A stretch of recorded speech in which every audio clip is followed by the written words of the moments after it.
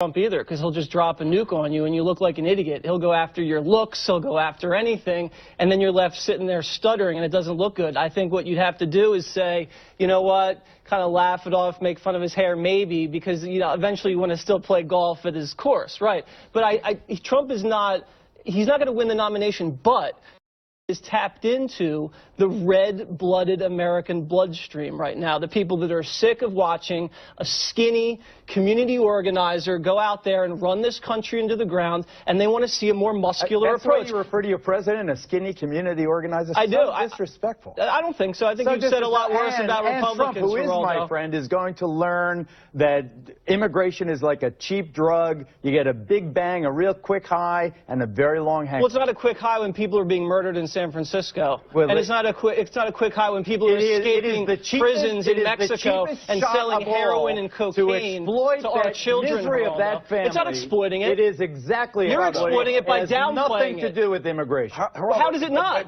It's a sanctuary policy. You've been doing this on the air. You're equating Trump's comments with all immigrants. What he had said was, and we've talked about this quite a bit, is Trump's comments specifically pointed at illegals. I'm talking about the reaction to Trump. And you tell me that it's not an immigration response. I think Jesse's right. I think that it is tapping into the red-blooded mainstream, it is exploiting and sensationalizing from a guy who exploits and sensationalizes everything. Are you talking to me? Yes. You're lucky that you're my friend. I'd knock you out right now. Well, that's absolute BS. We can take this up later. That is absolute bogus. How are you saying that Trump is exploiting? I exploit and sensationalize. What do you do? Where do you get your stuff from? Geraldo, what right-wing you're saying that Donald Trump is exploiting a woman's death. Get out. It's her death. All right. You're downplaying it. We're going to have a commercial coming up. It's probably go to CNBC to work for Roger Ailes before he moves over to Fox News. You got to take a huge pay cut, right?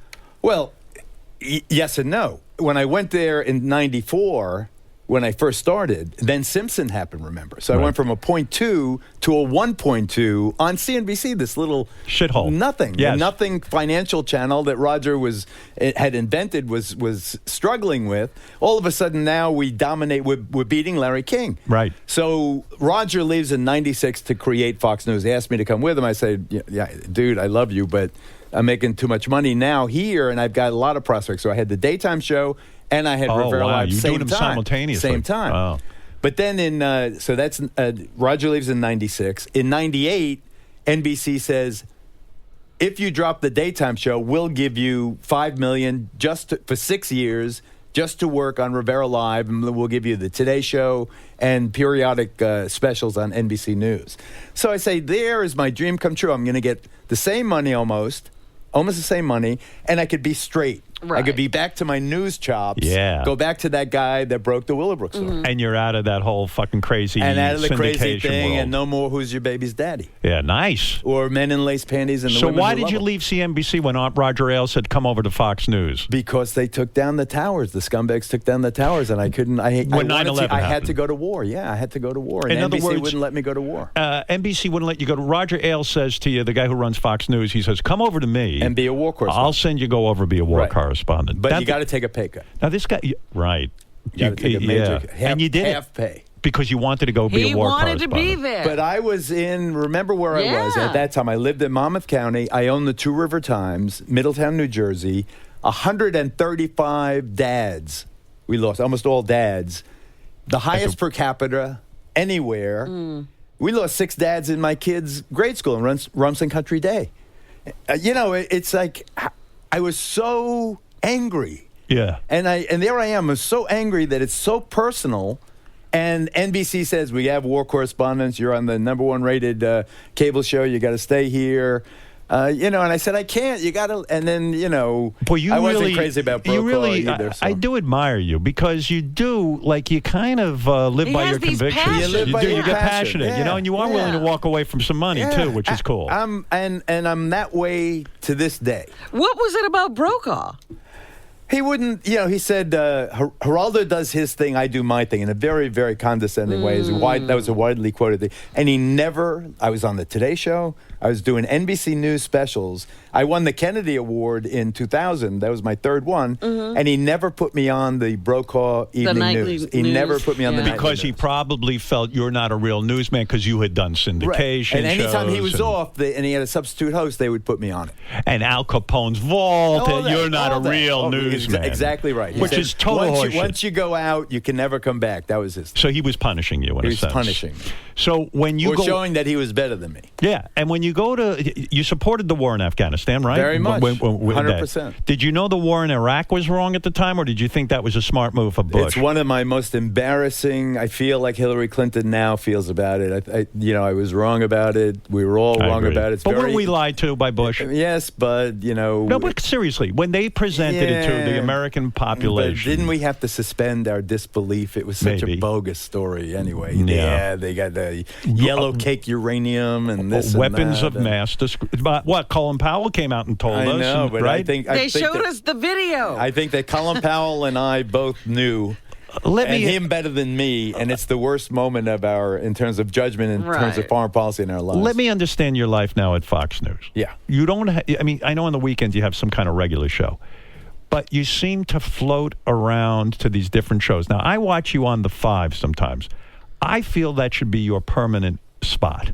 When you are the liberal voice, sometimes not, but mostly a liberal voice, and you argue with these motherfuckers, with Gutfeld and Bowling. You even once got on and said, "I'm going to punch Bowling right in the nose." Twice. Yes, twice, because Twice. you're passionate about it. And he irks me. Yes, and I do you like him personally? Yeah. Do you like them? I like him. It's a funny thing about Fox is like different than any place you ever worked in terms of broadcasting. Why? Because every place else I ever worked, it's basically run by Jews. Right. And they're liberals, and they're pro-choice, and they're anti-immigration. I mean, the pro-choice, pro-immigration. Right. In every place else I ever worked, the Jewish liberals. Fox is the only place I ever worked where it's run by Irish Catholics. So they're anti-abortion, they're anti-immigration, they have a different worldview.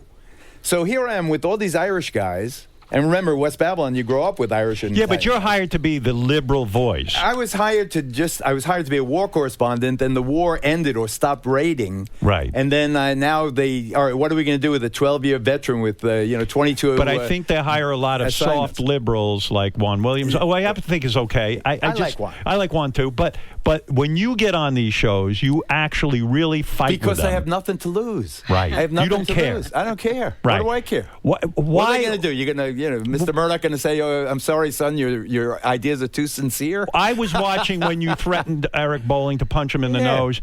Then they went to commercial. Were they afraid that you were going to start a fist fight right there? I think that Kimberly did it. She was great. She said, "We're going to go to a Bowflex commercial." Let's listen to this. Here's one of I think your greatest moments on Fox News. I think that it is tapping into the It is the exploiting. red-blooded, It is mainstream, exploiting heartfelt interest and of the American people. sensationalizing. From a guy who exploits and sensationalizes everything. Are you really? talking to me? Yes. You're lucky that you're my friend. I'd knock you out right now. Well, that's we absolute could BS. we can take this up later. How are right. you And saying that is absolute bogus How are you saying BS. that Okay. Trump is You're talking, I exploiting? exploit and sensationalize. What do you do?